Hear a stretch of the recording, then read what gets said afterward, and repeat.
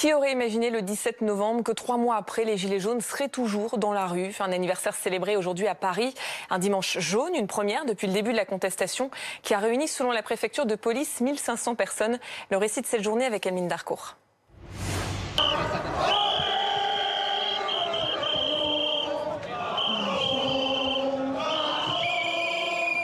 Une Marseillaise pour les 3 mois du mouvement. 17 novembre, 17 février, le quart d'une année en mobilisation.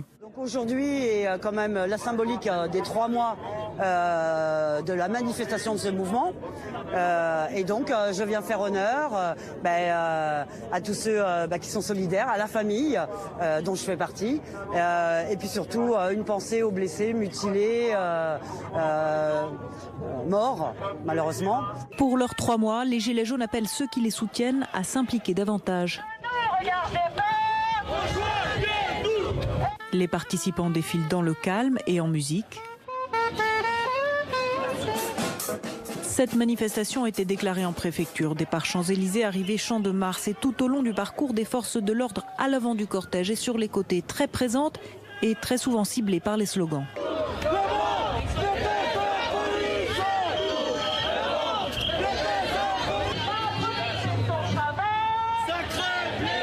Cette marche des 3 mois a attiré beaucoup de monde. Le RIC, le référendum d'initiative citoyenne, est toujours au cœur des revendications, mais beaucoup d'autres s'y mêlent. Ici, un papa en colère. Plus loin, des salariés de la RATP.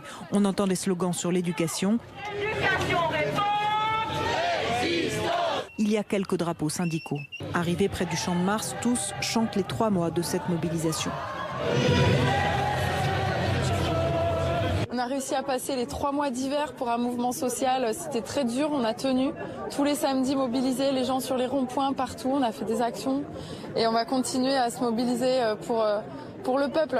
Mais à peine les bougies soufflées, la fête est ternie par les divergences entre Gilets jaunes et elle s'exprime avec violence autour d'Ingrid Levavasseur.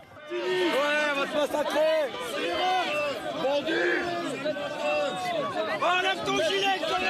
Les mots sont durs, menaçants, les gestes sont brutaux.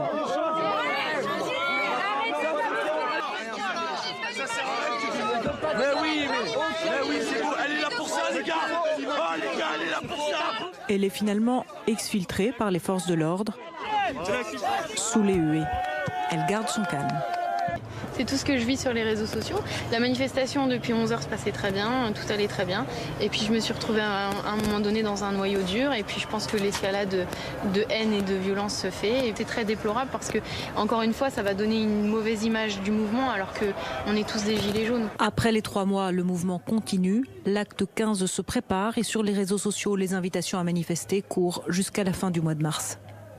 Pascal Tournier, qu'est-ce qu'on retient de ce mouvement? L'endurance du mouvement qui dure depuis 3 mois ou une mobilisation qui est en baisse de chaque samedi? Les deux. Effectivement, on le voit, ce mouvement dure et je pense qu'il va continuer. Il n'y a pas de raison qu'il s'arrête net aujourd'hui. Dans le même temps, on le voit bien, les chiffres sont en baisse de participation. Aujourd'hui, ce week-end, on est autour, enfin en tout cas samedi, on était autour de 41 000 contre un peu plus de 50 000 la semaine passée. C'est les chiffres du ministère de l'Intérieur et précisons aussi le nombre jaune, c'est 104 000 contre 118 000. Donc dans les deux cas, il y a une baisse. Il y a une baisse.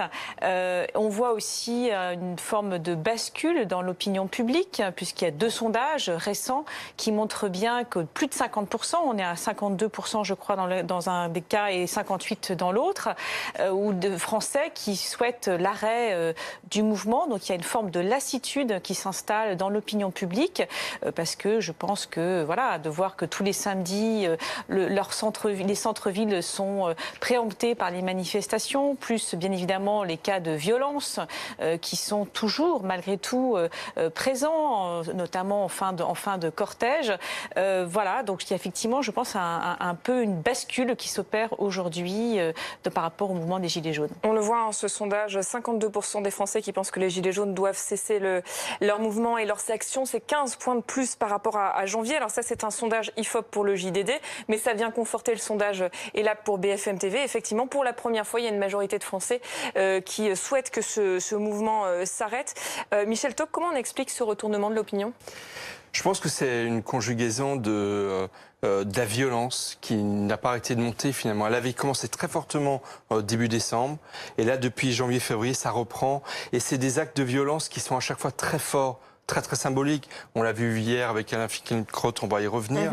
On l'a vu tout à l'heure sur vos images avec Ingrid Lobabasser. C'est-à-dire la violence à laquelle on assiste, c'est une violence à chaque fois ciblée, très forte, très impactante en termes symboliques. Et je pense que les Français ne sont pas aveugles. Ils pensent que cette colère, au départ, a été légitime.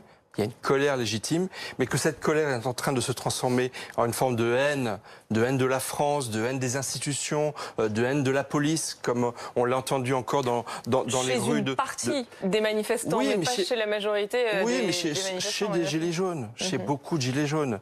Et moi, je ne suis pas d'accord avec la distinction entre les gentils, les gilets jaunes et les mauvais et les méchants casseurs. Il y a des casseurs parmi les gilets jaunes, c'est une réalité depuis le début, et je crois beaucoup que la réalité est beaucoup plus complexe et qu'effectivement les Français, après encore une fois avoir soutenu les raisons de la colère, des Gilets jaunes, se rendent compte et de la violence que porte ce mouvement et également des dégâts considérables que ce mouvement occasionne sur la société française d'un point de vue moral et sur l'économie française. Florian Silnicki, est-ce que Emmanuel Macron est en train de gagner la bataille de l'opinion ? Ah, on en est sans doute encore loin, la vérité. Et d'ailleurs, il remonte un peu dans les sondages, lui aussi. Oui, c'est vrai, incontestablement. Et on a d'ailleurs vécu ces dernières semaines un tournant pour la popularité d'Emmanuel Macron parce que, avec ses prises de parole, avec la stratégie de la saturation médiatique qui a été engagée par les communicants de l'Élysée, eh bien, on a vu l'opinion publique réagir. Mais vous savez, tout ce qu'on s'est dit jusque-là, ça me fait penser à ce que Haïm Corsia, qui a été l'un de mes professeurs, me disait en citant Charles Péguy, qui disait il y a quelque chose de pire que d'avoir une âme perverse, c'est d'avoir une âme habituée. Et bien là, les Français ont fait une démonstration qu'ils étaient capables de s'indigner face à ces violences répétées, samedi après samedi. Et surtout, ils ont révélé, au fond, qu'ils étaient capables d'ouvrir les yeux sur la réalité d'un mouvement sur lequel il ne reste plus rien des revendications originales